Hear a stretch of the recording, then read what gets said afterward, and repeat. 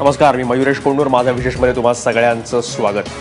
मध्ये काही वर्षापूर्वी स्पायडरमॅन नावाचा एक सिनेमा आला होता. जगभरात तो प्रचंड हिट झाला. वारंवार अनेकांनी तो बघितला, परत थिएटरमध्ये लागत राहिला. कदाचित रावसाहेब दानवेंनी तो सिनेमा पाहिला नसावा, कारण त्याच्यामध्ये एक महत्त्वाचं वाक्य होतं जे बऱ्याच वेळा बऱ्याच लेखांमध्ये, बऱ्याच कार्यक्रमांमध्ये अनेक मोठ्या लोकांनी कोट केलं, कलाकारांनी कोट केलं, विचारवंतांनी कोट केलं. ते वाक्य असं होतं, with great power comes great responsibility.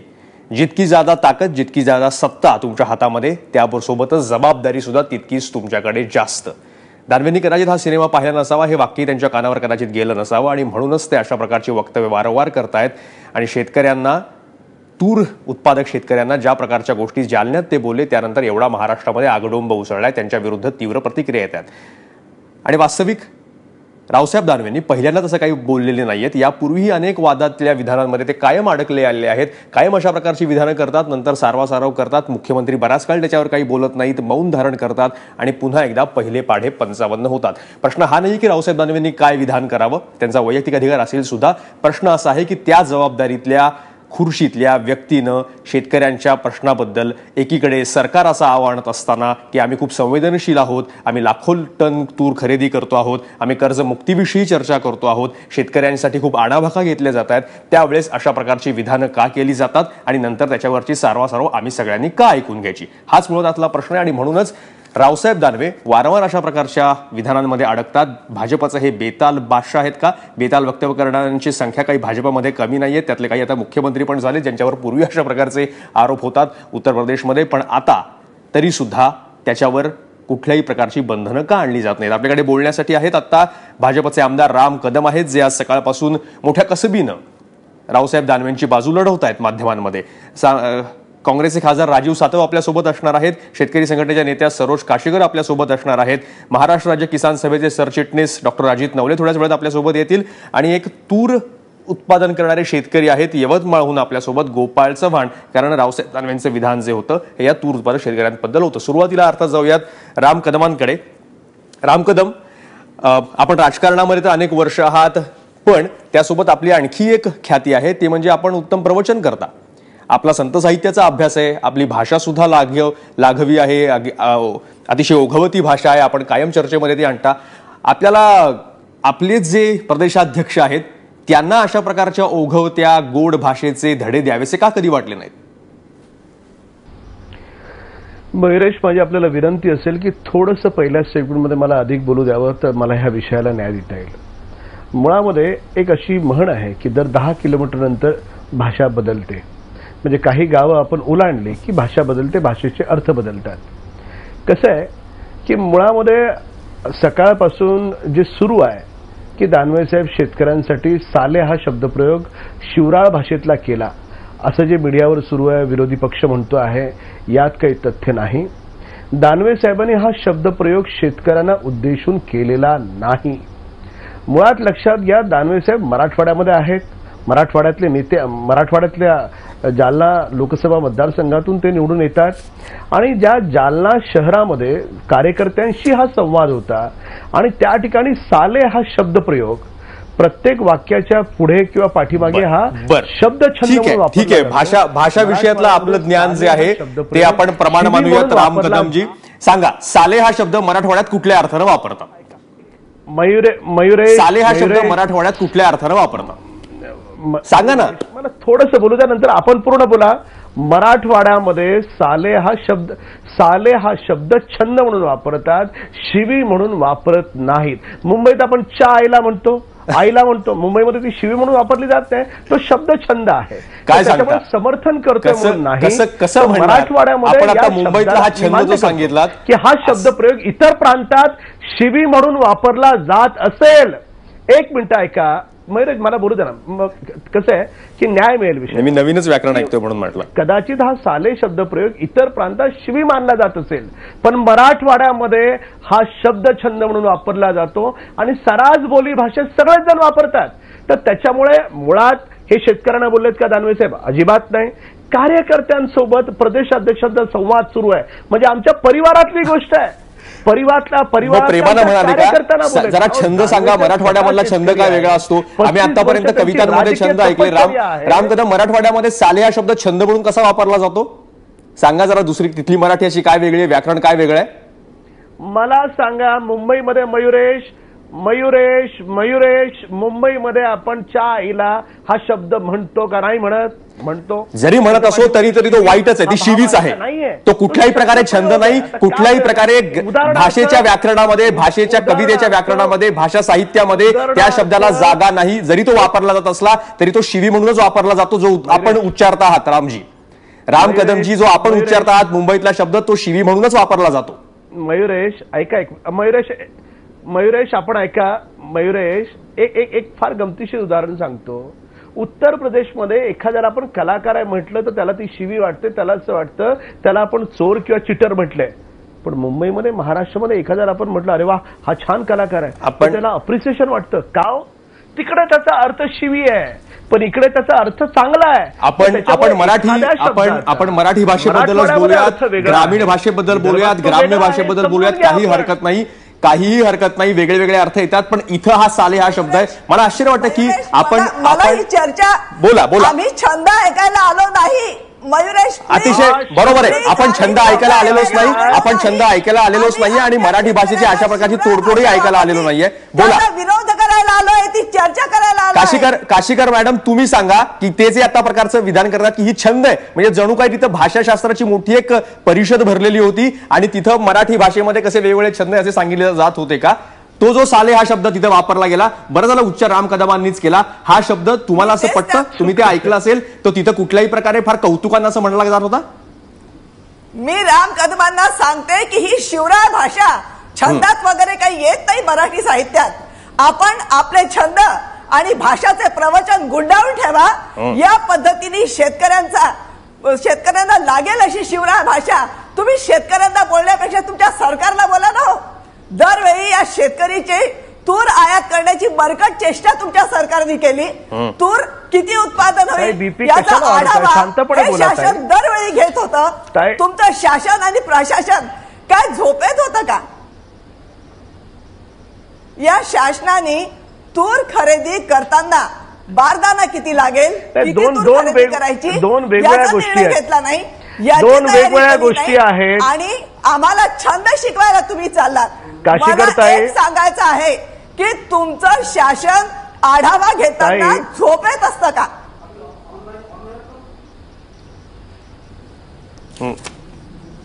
ताई, मुळामध्ये दोन गोष्टी आहेत. तूर हा विषयावर आपण वेगळी चर्चा करू किंवा याच्यावर तूर विषयावर पण देखील मला बोलायला बरंच काही आहे. मुळामध्ये काशीकरताई एवढा रक्तदाब वाढवून तुम्ही बोलण्यात अर्थ नाही. आपण समजून घ्या. मुळात शेतकऱ्यांना बोलले नाही बोलले, त्यांच्या रक्तदाबाबद्दल किंवा त्यांच्या बीपीबद्दल आपण बरोबर आहे की त्यांची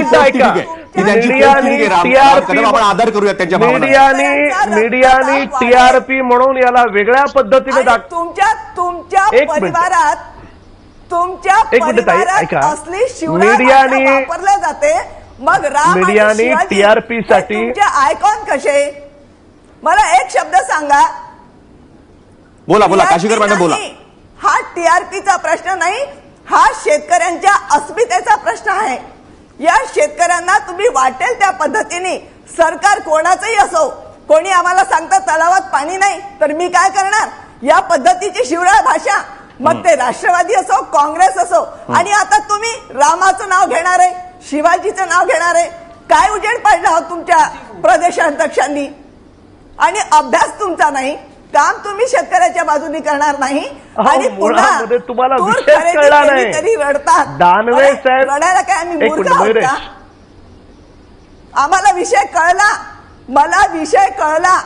शिवराय भाषा शेतकऱ्यांच्या बाबतीत का वापरल्या गेली याचं काशीकरताई तुम्हाला विषय कळला नाही. काशीकरताई असेल तर तुम्हाला सत्तेवर राहायचाच अधिकार नाही. नाही आणि राम कदम त्या म्हणतायत ते बरोबर आहे. हे जे प्रत्येक गावागणिक 10 किलोमीटर गणिक भाषेचा प्रकार बदलतो असं कायम सांगितलं जातं. याच प्रकारचा आधार जो आहे त्यावेळेस अजित पवारांच्या विधानावरून, ज्यावेळेस भाजपनं संपूर्ण महाराष्ट्रामध्ये गदारोळ मांडला होता, त्यांच्या विधानावरून आत्मक्लेश अजित पवारांनी नंतर जाऊन केला. त्यांनी एका प्रकारे दिलगिरी पण व्यक्त केली. त्यावेळेस तो आधार त्यांच्या नेत्यांनी पण घेतला होता. अजिबात नाही. मराठी भाषेचं वैविध्य आम्ही सगळेजण जाणून आहोत आणि या प्रकारचे कुठल्याही प्रकारे आधार घेता येणार नाही. येतो मी तुमच्याकडे मी येतो. राजीव सातव आपण मराठवाड्यातले आहात, आता आपण हिंगोलीतनं बोलता आहात, साले हा शब्द आपल्याकडे प्रेमानं वापरतात का आपल्या मराठवाड्यामध्ये? मयुरेश एक मिनिट ऐका, मयुरेश एक मिनिट ऐका. मयुरेश येतो मी तुमच्याकडे, राजू सातवांना बोलू दे, मग लगेच तुम्हाला उत्तर द्यायला सांगतो. एक मिनिट थांबा, मला बोलू द्या. मयुरेश, अजित दादा जे बोलले ते विधान होतं. एक मिनिट ऐका ना, अजित दादा बोलले ते विधान होतं, दानवे साहेब बोलले हा शब्द प्रयोग आहे. शब्द प्रयोग वेगवेगळ्या ठिकाणी त्याचे वेगळे अर्थ असू शकतात. काशीकरताई बोलतात तर काशीकरताई समजून घ्या, तो शब्द वेगळा काढून फक्त बोलता येणार नाही, संपूर्ण त्या प्रकारची भाव ठेवून बोललेले कार्यकर्त्यांशी बोललेत. तोही शिवी भाव न ठेवता केवळ तिथला शब्द छंद आहे आणि मराठवाड्यामध्ये हा सर्रास उपयोगात येतो. त्या भावातून ते बोललं गेलेलं आहे. मीडियाने विरोधी पक्षांनी एकदा तुम्ही परत ऐका, एकदा तुम्ही परत ऐका जाऊन. तुम्हाला एक विनंती करतो की तुम्ही पुन्हा एकदा रावसाहेब दानवे काय म्हणालेले आहेत पुन्हा ऐका. अर्थात आपल्या पक्षाचे अध्यक्ष आहात, आपण त्यांची बाजू मांडणारच, पण परत एकदा ऐका. मी तुम्हाला परत सांगतो, तो एकटा शब्द नाही, पूर्ण ते भाषणच पुन्हा एकदा ऐका. आपण जाऊयात पुन्हा राजीव सातवांकडे. राजीव सातव, मराठवाड्यामध्ये आपल्याकडे खूप प्रेमाने हा शब्द वापरला जातो का, जसा दावा राम कदम करतायत? मराठवाडा ही संतांची भूमी आहे आणि राम कदमांना भारतीय जनता पक्ष हे जसं बसमध्ये रेल्वेमध्ये संकटकाळी बाहेर पडायचा मार्ग असतो, तसं राम कदमांचा वापर हा संकटकाळी बाहेर पडायचा मार्ग म्हणून त्यांना वकील म्हणून पाठवण्याचा हा प्रयत्न आहे. परंतु मराठवाड्याची जर एकंदरीत आतापर्यंतची परंपरा पाहिली, मराठवाड्याचं नेतृत्व पाहिलं, गोविंदभाई श्राफ असतील, शंकररावजी चव्हाण साहेब असतील, विलासराव देशमुख असतील, या भाजपाचेच नेते, आम्हा सगळ्यांचे नेते गोपीनाथरावजी मुंडे असतील, प्रमोद महाजन साहेब असतील, हे सगळे मराठवाड्याचे आणि मोठे दिग्गज नेते होते. त्याकडून आपण हा शब्द ऐकला का मयुरेशजी? ऐकला असेल तर मग निश्चितपणानं ती मराठवाड्याची भाषा असू शकते. त्यामुळं यातला ही जी सगळी चर्चा चालली, यामध्ये इतक्या वेळानंतर राजीनामा मागण्याचा विषय, या इतक्या वेळानंतर दिलगिरी व्यक्त करण्यात आली, अशा पद्धतीने शेतकऱ्याच्या जखमीवर मीठ चोळण्याचा हा प्रयत्न आहे. चुकीची खरेदी तुम्ही करू शकत नाही, मान्य करा की तुम्ही चुकलेला आहात, मान्यच करायचं. ही जर भाजपची मानसिकता असेल, आणि मी या दानवेंना दोषी देत नाही, दानवेंनी या ठिकाणी शेतकऱ्याबद्दलची भाजपाची काय भावना आहे हे निमित्तानं सिद्ध केलेलं आहे. आणि दानवे हे प्रदेशाध्यक्ष आहेत, खरा भाजपाचा चेहरा, शेतकऱ्याबद्दल त्यांना काय खरं वाटतं आपल्याला राजू सातव यांचा आवाज थोडासा काहीतरी तांत्रिक प्रॉब्लेम आला, येऊ द्या. आपण जाऊयात गोपाळ चव्हाणांकडे. ते सुद्धा तूर उत्पादक शेतकरी आहेत. गोपाळजी, तुम्ही पण सगळं हे ऐकलं असेल की जेव्हा तुरीचा सगळा प्रश्न गंभीर बनलेला होता, अक्षरशः शेतकरी रडत होता, त्यावेळेस सरकार काय सांगत होतं, मुख्यमंत्री अगोदर काय म्हणलं, तर शेवटचा दाणा असेपर्यंत खरेदी करणार, 22 एप्रिलची तारीख आली, आता ती 31 मे पर्यंत पुढे जाऊन वाढवली. त्यावेळेस सगळ्या प्रकारे या सरकारनं शेतकऱ्यांना गोंजारण्याचा प्रयत्न केला की आम्ही तुमचे तारणहार बनू. तशा प्रकारचे निर्णय काही घेतले गेले असं पण हवं तर आपण सरकारच्या क्रेडिटमध्ये देऊयात. पण आता ज्या प्रकारे हे रावसाहेब दानवे बोललेले आहेत, तुम्हाला असं वाटतं का की ते खूप छान समजावून बोललेले होते, की सरकारची या विषयाप्रती असलेली एका प्रकारची भावनाच आता उघड होते?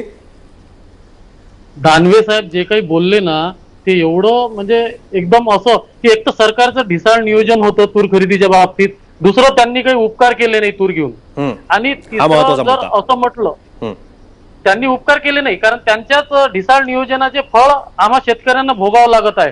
त्यांनी जर समजा बाजारात हस्तक्षेप केला नसता तर आज आम्हाला मागच्या वर्षीच्या तुलनेत चांगले भाव बी मिळाले असते. पण त्यांनी आधी त्यांच्या सरकारने बाजारात हस्तक्षेप केला. आता वरून जे राम कदम साहेब म्हणतात ना की ते कार्यकर्त्याला उद्देशून बोलले, अहो राम कदम साहेब, तुमचे कार्यकर्ते त्या शेतकऱ्यांचंच दुःख मांडत होते त्यांच्या समोर. एक्झॅक्टली ते कार्यकर्ते आहे ना तुमच्या आमच्या शेतकऱ्याचं दुःख मांडत होते, आणि ते त्या कार्यकर्त्याला बोलणं काय आणि सर्व शेतकऱ्यांना बोलणं काय हे सारखंच आहे. त्यामुळं तुम्ही निव्वळ भाजपची वकिली करू नका. तुमच्या डझनभर मंत्र्यांनी आजपर्यंत शेतकऱ्यांसमोर अर्वाच्य भाषा बरगळली आहे आणि शेतकऱ्यांचा अपमान केला आहे. आज तुम्ही जे खोटं बोलून सत्तेवर आलं, आज सर्व शेतकऱ्यांनी जी भावना आहे ना, ते सर्व एकदम पश्चाताप होत आहे. कारण तुम्ही जे खोटं बोलले, अच्छेदींचे स्वप्न दाखवले, आज ते आमचे धुळीस मिळालेले आहे.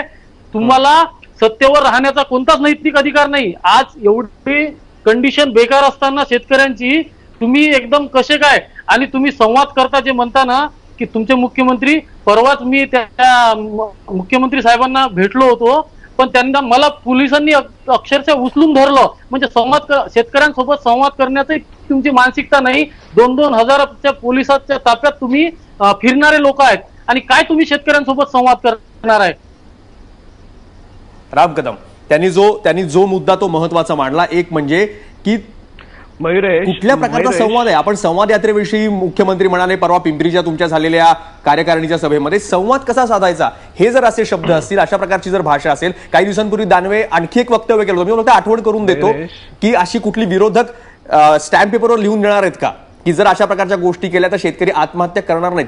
प्रश्न इतकाच आहे राम कदमजी, ठीक आहे एक वेळ तुमच्या भाषेबद्दलचं तुमचं आर्ग्युमेंट मानलं तरी प्रश्न संवेदनशीलतेचा की कुठली परिस्थिती आहे आणि आपण कुठली भाषा वापरतो.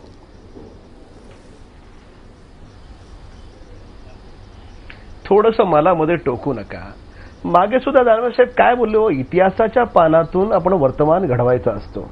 इतिहास काय सांगतो, निवडणुकीच्या तोंडावर राष्ट्रवादी आणि काँग्रेसनं जी कर्जमाफी दिली त्याच्यानंतर सुद्धा आत्महत्या थांबल्या नाहीत हे इतिहास सांगतो. इतिहास हे पण सांगतो की ते पक्ष सत्तेमध्ये असताना त्यांच्या नेत्यांनी अशा प्रकारची विधानं केली, त्यांचा राग वाढत गेला आणि परिणामी त्यांना सत्तेवरून इतिहास सांगतो. राम कदम केलेले आठवा तुम्ही, हे तुम्ही शब्दछल करू नका.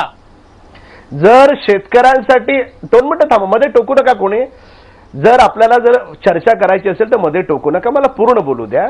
की जर वर्तमानात आपण शेतकऱ्यांसाठी शाश्वत योजना केल्या नाहीत तर कर्जमाफी देऊन सुद्धा आत्महत्या भविष्यात होतील हे दानवे साहेबांनी सत्य, विदारक सत्य मांडलं. त्याच्यावरही मीडियाला आक्षेप, त्याच्यावरही विरोधी पक्षाला आक्षेप. कमाल आहे.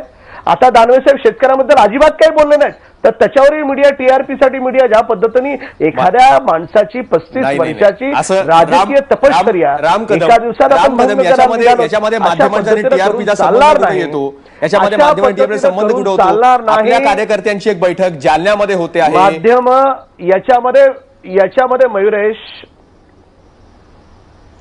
मयुरेश याच्यामध्ये 2 गोष्टी आहेत.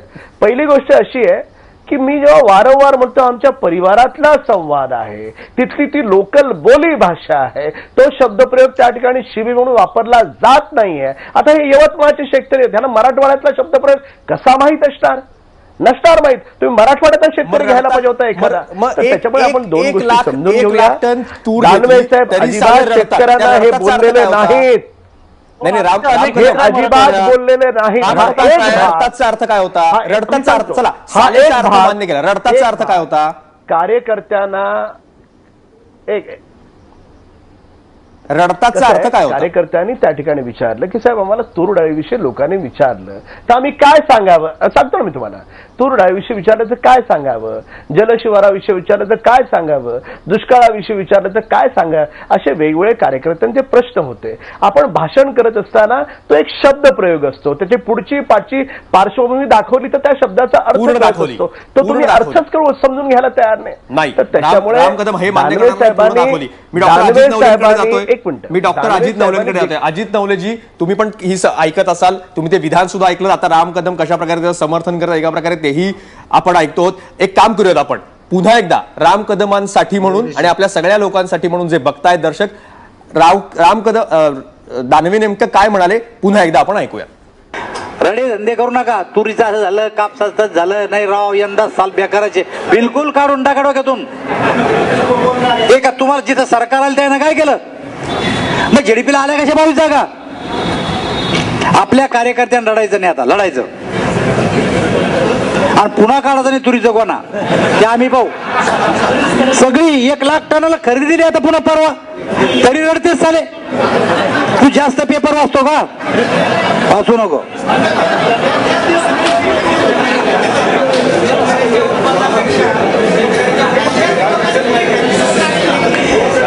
कुठल्या प्रकारे केवळ भाषेची समजूत चुकली, तिकडची भाषा वेगळी इकडची भाषा वेगळी, या हे जे काही बोलले कार्यकर्त्यांना नाही राम कदम ते जे आता चव्हाण साहेब म्हणाले ना ते जास्त महत्वाचं आहे. ते कार्यकर्त्यांसाठी जरी उद्देशून असलं, हे जरी मान्य केलं तरी तो कार्यकर्ता शेतकऱ्यांची व्यथा घेऊन आला होता प्रदेशाध्यक्षांकडे आणि त्याचं म्हणणं कदाचित हे असावं की आपण शेतकऱ्यांमध्ये संवाद यात्रा घेऊन जाणार आहोत, तेव्हा शेतकरी हे प्रश्न विचारतील, आम्ही उत्तर काय द्यावी. त्यामुळे कार्यकर्त्यांवर डाफरणं किंवा शेतकऱ्यांवर डाफरणं हे एकच येतं. कळलं का. अजित नवले, डॉक्टर अजित नवले.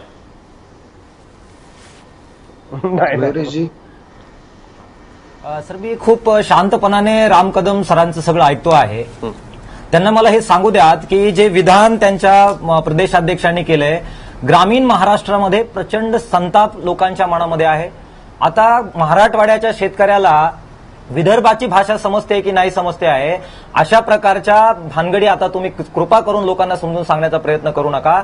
यांना कोणीतरी हे सांगण्याची गरज आहे की शेतकऱ्याचं खरं दुःख हेच राम कदम तुमच्या पक्षाला कळेना गेलंय आणि हा खरा आमच्या सगळ्या शेतकऱ्यांचा प्रश्न आहे. ही जी काही भाषा येते तुमच्या प्रदेशाध्यक्षांची, याची ती काही जीभ घसरल्यामुळे येत नाही, हे जरा नीट आपण समजून घ्या. यांच्या जाणीवेच्या आणि नेणिवेच्या पातळीवर ते शेतकऱ्यांना कशा नजरेनं पाहतात याचा तो परिणाम आहे. आणि ते नाटक करणं एक गोष्टी असते, नाटक करणं बंद झालं की खरं रूप समोर येतं. हे खरं रूप राम कदम तुमच्या प्रदेशाध्यक्षांचं समोर आलेलं आहे आणि हे जरा कृपा करून तुम्ही मान्य केलं पाहिजे. तुमचे प्रदेशाध्यक्ष म्हणतायत तुमच्या कार्यकर्त्यांनी आता रडायचं नाही, लढायचं. कोणाबरोबर लढणार आहात? शेतकऱ्यांबरोबर लढणार आहात? जो तूर उत्पादक शेतकरी प्रचंड आज घायाळ झालेला आहे, बाकी सगळे शेतकरी आत्महत्या करतायत, घायत मुकलून त्याच्या मायमावल्या रडतायत, अशा लोकांबरोबर तुम्ही लढणार आहात. मला असं वाटतं की प्रचंड पैसा हा कॉर्पोरेट सेक्शन कडून यांना येतोय, त्याच्यातून हे निवडणुका जिंकतायत. त्याच्यामुळे यांना असा समज झालाय की आता आपल्याला काही भीती राहिलेली नाही, आपण शेतकऱ्यांचं काही ऐकण्याची गरज नाहीये. वाटेल ते आपण बोलू, वाटेल तसं आपण वागू, आपण निवडणुकीमध्ये पैसा फेकून निवडून येऊ आणि त्याच्यामुळे आता कॉर्पोरेट घराण्यांना फक्त आपण सांभाळलं की बाकी काही करण्याची गरज नाही, अशा मस्तीमध्ये हे भाजपचं सरकार गेलेलं आहे. प्रश्न असा आहे की आपण सरकारच्या या सगळ्या तुरीचा प्रश्न ज्यावेळेस पेटला, कर्जमाफीचा प्रश्न ज्यावेळेस पेटला, त्यावेळेस सरकार बोलत होतं, मुख्यमंत्री बोलत होते, त्यांनी वारंवार या जखमांवर फुंकर घालायचा प्रयत्न केलेला आहे. हे आपण एक वेळ जरी कदाचित मान्य केलं तरी प्रश्न कदाचित भाजप त्या शब्दांच्या छलामध्ये पुन्हा एकदा अडकायचं बघत आहे. प्रश्न इतकाच आहे की तसे जर प्रयत्न सरकार करत होतं तर आपल्या प्रदेशाध्यक्षांच्या अशा प्रकारच्या वाक्यांमुळे ते जे सगळं अगोदर काम केलेलं आहे त्याच्यावर कसं पाणी फिरतंय याच्याबद्दल भाजपला जाणीव आहे किंवा नाही. राजू सातव, मला माहिती आहे आपल्याला काही मुद्दा मांडायचा आहे, पण एक छोटासा ब्रेक घेतो, ब्रेक नंतर लगेच परत येतो आणि अपेक्षा करूयात की शब्दछलापेक्षा न जाता याच्यावर उपाय काय, याच्यावर उत्तर काय, की प्रत्येक कुठलाही पक्ष सत्तेमध्ये आला तर त्यांचे सगळे शीर्षस्थ नेते अशाच प्रकारची भाषा करायला लागणार. इतिहास हेच सांगतो की पूर्वीची सरकारांमध्ये जे नेते होते त्यांनी पण अशाच प्रकारची विधानं केली होती आणि त्यांना सत्तेवरून पाय उतार व्हावं लागलं. हा काय फार जुना इतिहास नाहीये, आत्ताच आपल्या पूर्ण विस्मरणात न गेलेला सुद्धा 2-2.5 वर्षांपूर्वीचाच हा इतिहास आहे. लगेच ब्रेक घेतो आणि लगेच परत येतोय. तुम्ही पाहत राहा एबीपी माझा.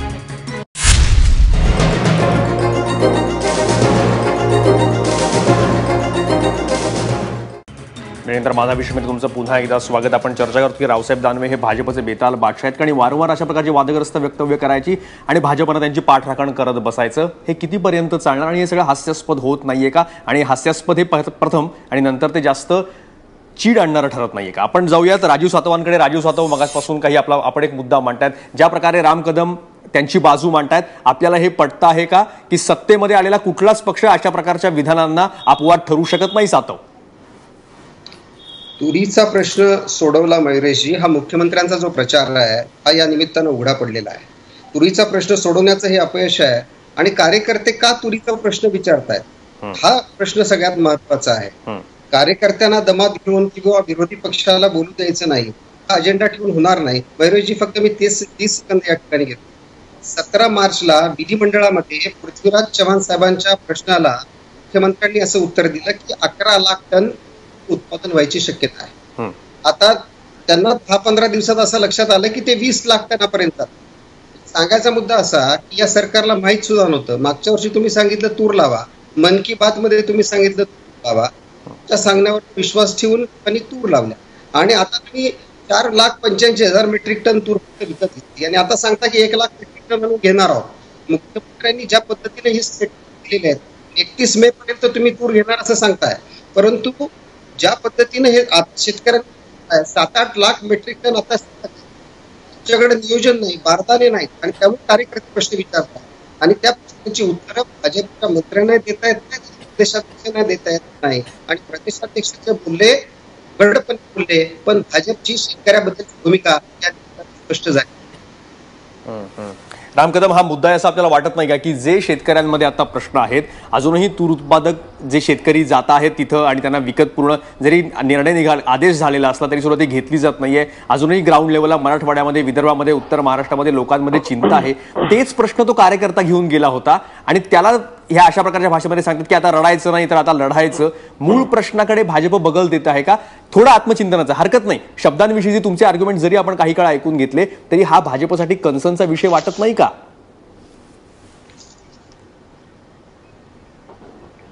मयुरेश, मी तुमचे आणि काँग्रेस नेते आमचे मित्र राजीव सातव यांचे आभार मानतो की दोघांनी अप्रत्यक्षपणे हे मान्य केलं की दानवे साहेब जे काही बोलले ते कार्यकर्त्यांशी बोलले, शेतकऱ्यांशी संबंधून बोललेले नाहीत. हा एक भाग. दुसरा भाग, तुरीच्या संदर्भामध्ये काँग्रेसचे नेते हे मान्य करतील की आजपर्यंतच्या इतिहासामध्ये फक्त 20,000 टन तूर डाळ काँग्रेसच्या कालखंडामध्ये विकत घेतली गेली. आम्ही ती 5 लाख टन विकत घेतो आहोत. म्हणजे मी असं नाही म्हणत जरूरपणे शेतकऱ्यांसाठी जेवढं करायचं तेवढं करतो, अजूनही बऱ्याच गोष्टी करायच्यात, मान्य आहे. हे आम्हाला थांबा जरा, अहो बाबा ऐकाल तुम्ही ऐका, मध्ये बोलू नका, मध्ये बोलल्याला चांगलं मॅनर्स म्हणत नाही. ऐका, तुम्ही तुमच्या माहितीसाठी सांगतो अगोदर. अहो तुमचं अज्ञान मी तुम्हाला समजावून सांगतो की आतापर्यंत 2013 पासून धरले तर सगळ्यात जास्त तुरीचे भाव हे पहिल्यांदा या भाजप सरकारनं दिलेत.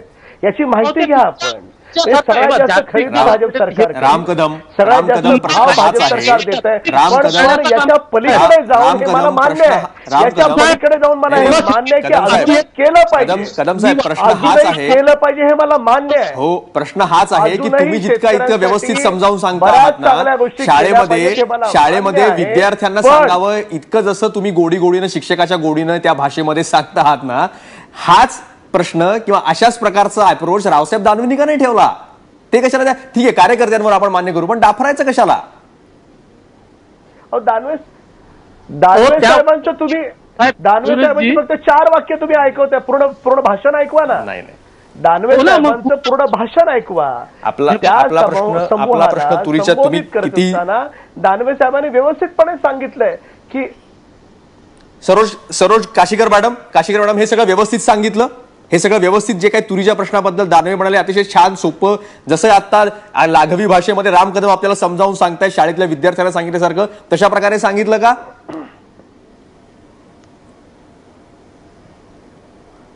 राम कदम साहेब आता वाक्य, छंद, रचना ह्या सगळ्या याच्यात पराकोटीला गेलेले आहे. प्रवचनकार म्हणून त्यांचा लौकिक आहे आणि या प्रवचनात जर ते आम्हा शेतकऱ्यांना भुलवत असतील तर त्यांनी याच्यात राहू नये. यांच्या नेत्यांनी, नितीन गडकरींनी सांगितलं की आमच्या पक्षात जे येतात वाल्हे त्यांना आम्ही वाल्मिकी करू. आणि रावसाहेब दानवेच्या कथनानंतर मला असं वाटतंय की इथे वाल्मिकी जे होते त्याचे वाल्हे होऊन राहिले. हे केव्हा वाल्ह्याचे वाल्मिकी होणार? याच पद्धतीने जर शेतकऱ्यांशी बोलणार असतील तर चूक यांची आहे. तूर किती उत्पादन होणार, बारदाना किती लागणार, एवढं साधं सोपं गणित जर या सरकारला येत नसेल तर या सरकारला सत्तेवर राहण्याचा अधिकारच नाही आहे. आणि शिवाजी आणि रामाचं तर नाव घेण्याचा मुळीच अधिकार नाही आहे. शेतकऱ्यांची चेष्टा करणे, चेष्टा लावणे आणि दरवेळी सांगितलं नाही की कर्जमुक्त केल्यानंतर तुमच्या आत्महत्या थांबतील का? अरे कर्जमुक्त केल्यानंतर आत्महत्या थांबतील की नाही तो नंतरचा विषय आहे. आज शेतकरी मरतो आहे, त्याची तूर तुम्ही खरेदी करत नाही. शेतमालाचे इतरही भाव पडलेले आहे. तुमच्या सरकारने 5 लाख टन डाळ खरेदी केली, तुम्ही काही उजेड पाडला नाही, कारण डाळ आयातीचं पाप हे तुमच्या सरकारचं आहे. जर तुम्ही डाळ आयात केली नसती तर शेतकऱ्यांचे असे हाल झाले नसते. त्याला मार्केटमध्ये जे भाव मिळाले असते ते भाव त्यांनी घेतले असते. एक्झॅक्टली. आणि खाई त्याला खवखवे अशा प्रकारची आपली म्हण आहे. ह्या प्रकारच्या चूक झाले, या प्रकारची परिस्थिती ग्राउंडवर भयंकर आहे. कार्यकर्त्यांकडनं ती सांगितली जाते आणि त्याच्यामुळे ते राहत नाही, म्हणून मग चिडून डाफरून अशा प्रकारची भाषा वापरली जाते. का डॉक्टर अजित नवले यापूर्वी ज्यांची सरकार होती, ज्यापूर्वी जे पक्ष सत्तेमध्ये होते त्यावेळेस पण त्यांच्या नेत्यांनी अशाच प्रकारची विधानं केलेली होती. त्यावेळेस त्यांना सुद्धा टीका सहन करावी लागली होती. आता नवीन पक्ष, नवीन सत्ता, तिथं पण तीच भाषा. काय असतं हे? सत्तेच्या इतकं जवळ गेल्यानंतर, बहुमत एका प्रकारे मिळाल्यानंतर हे डोक्यामध्ये हवा जाते एका प्रकारच्या, मग अशी भाषा येते. मयुरेजी, त्यात तत्पूर्वी बोला नवले साहेब.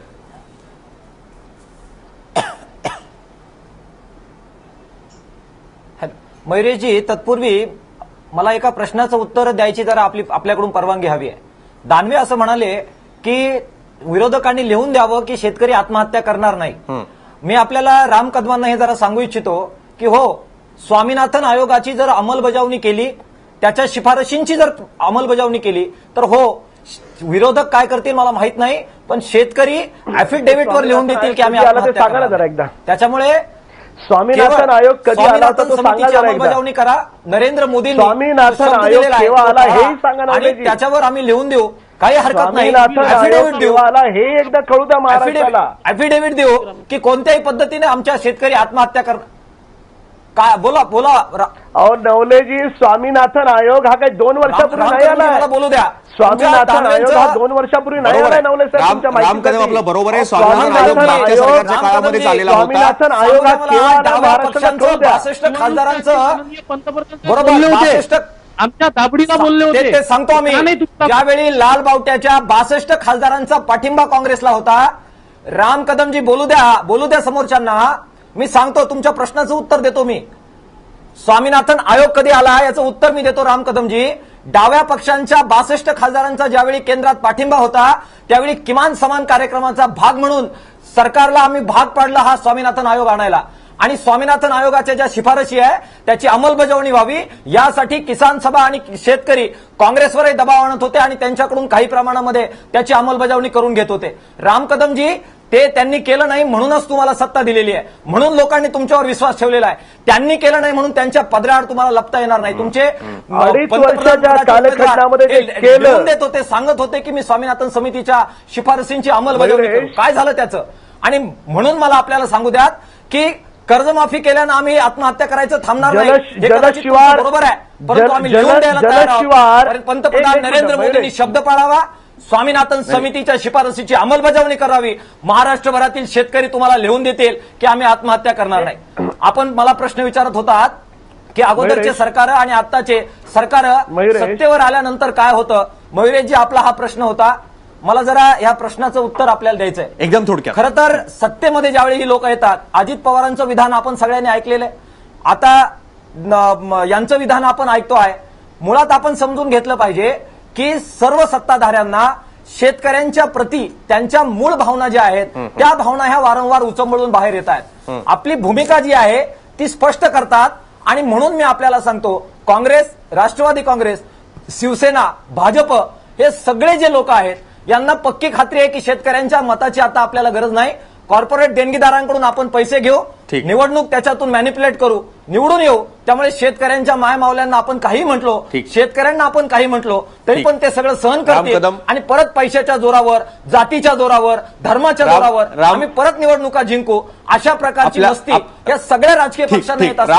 रामकदम, आज रावसाहेब दानवेंनी स्वतःच एक निवेदन प्रसिद्धीला दिलेलं आहे. त्यात त्यांनी एका प्रकारे म्हटलंय की जर कोणाच्या भावना दुखावल्या गेल्या असतील तर मी दिलगिरी व्यक्त करतो. एका प्रकारे त्यांना जाणीव झाली की भावना काही लोकांच्या दुखावल्या गेलेल्या आहेत, त्यामुळे ते पण बॅकफुटवर आहेत. प्रश्न असाच आहे की ज्यावेळेस अजित पवारांनी विधान केलं होतं आणि संपूर्ण महाराष्ट्रामध्ये त्यांच्यावर टीका झालेली होती, अजित पवारांनी यशवंतराव चव्हाणांच्या स्मृतीस्थळावर जाऊन कराडला आत्मक्लेश केला होता. आपण इतक्या प्रकारे रावसाहेब दानवेंचं छंद आहे, कविताच म्हटलं नाहीत म्हणजे बरं झालं, पण अशा प्रकारे सगळ्या गोष्टी करून ते सांभाळून घ्यायचा प्रयत्न करतायत. आता ते आत्मक्लेश किमान करतील का काही?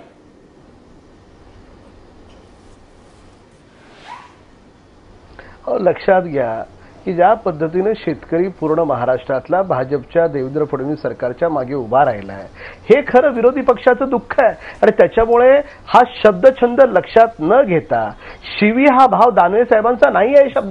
शब्दप्रयोगाच्या पाठीमागे अजितदादांचं विधान होतं, दानवे साहेबांचा हा शब्दप्रयोग आहे, हे समजून घ्या. आणि या प्रयोगाच्या पाठीमागे शिवी हा भाव नाहीये. आणि हे कार्यकर्त्यांसोबत केला गेलेला आमच्या परिवारातला हा संवाद आहे. त्याच्यामुळे दोन्ही गोष्टींमध्ये प्रचंड अंतर आहे. आणि याच्या पलीकडे जाऊन सांगतो, केवळ आणि केवळ, अहो ऐका तर खरं, केवळ आणि केवळ समस्त शेतकरी हा भाजपच्या पाठीमागे उभा राहिला, दानवे साहेबांच्या भाजप शेतकऱ्यांना नाही, विरोधी पक्षाचं सिद्ध होतं. काही सेकंद 2.5 वर्षाच्या कालखंडामध्ये शेतकऱ्यांसाठी जे काही भाजपच्या सरकारनं केलं ते मागच्या 50 वर्षात कधी झालं नाही. हे आपण सरकार 6,200 कॉर्पोरेट गावं सरकार दुष्काळमुक्त आहे. केली. या सरकारमध्ये 11,500 गावामध्ये 2.5 50% लाखापेक्षा जास्त हमी भाव आम्ही देऊ. याच्यामध्ये त्यांनी सांगितलं होतं की शेतकऱ्याची कर्जमाफी करू. या सगळ्या गोष्टी त्यांनी हरताळ फासलेला आहे. हे केवळ कॉर्पोरेट सरकार आहे. शेतकऱ्याचं ठीक ठीक ठीक चालेल. ही चर्चा अशी अधिक लावू शकेल. खरं तर वास्तविक राम कदम यांचा त्यांच्या बाकीच्या राजकारणासोबतच संत साहित्यावरच्या अभ्यासाबद्दल पण ते बऱ्याचदा बोलत असतात, त्याच्यामुळे त्यांना त्याची नक्कीच जाणीव असावी. पण प्रश्न आता ते रावसाहेब दानवेंच्या या भाषणाला कवितांच्या छंदामध्ये आणि भाषा सौष्ठवामध्ये जर सगळं आणायला लागले, भाषा व्यवहारामध्ये, तर हा युक्तिवाद कितपत कोणाला पटू शकतो ऐकणाऱ्यांना आश्चर्य वाटण्यासारखी गोष्ट आहे. एकेकाळी आपल्याकडे गाडगे महाराज येऊन गेले किंवा संत साहित्यामध्ये सुद्धा अनेक प्रकारे ग्रामीण शब्द वापरले गेले, पण त्याला कधी शिवराळ असं कोणाला म्हणता येत नाही. ते त्यातलं छान समजून घेणार होतं आणि ते त्यातला अर्थ समजून घेण्याची कुवत महाराष्ट्रातल्या प्रत्येकामध्ये आहे, कारण त्यांच्यावर संत साहित्याचे संस्कार झालेले आहेत. पण आता ते संस्कार रावसाहेब दानवेंच्या या वक्तव्याशी कसं जोडायचं असा प्रश्न सगळ्यांना पडलेला आहे. प्रश्न फक्त इतकाच आहे की याच्यामुळं समाजामध्ये शेतकऱ्यांमध्ये संदेश काय जातो, अशा प्रकारच्या समर्थनानं सुद्धा याचा विचारही भाजपला करायची गरज आहे. प्रश्न फक्त इतकाच आहे की कधीतरी सत्तेमध्ये आलेला, आपण भाजप हा पक्ष एक वेळ बाजूला ठेवूयात, पण सत्तेमध्ये आलेल्या पक्षाला आणि त्यातल्या शीर्षस्थ नेत्यांना कधीतरी याची जाणीव होईल का की आपण कशा प्रकारची भाषा वापरावी आणि कशा प्रकारची वाक्यरचना करावी. माझा विशेषमध्ये हे सगळे तज्ज्ञ सहभागी झाले चर्चेमध्ये, मी त्यांचे आभार मानतो आणि माझा विशेषमध्ये इथंच थांबतो. तुम्ही पाहत राहा एबीपी.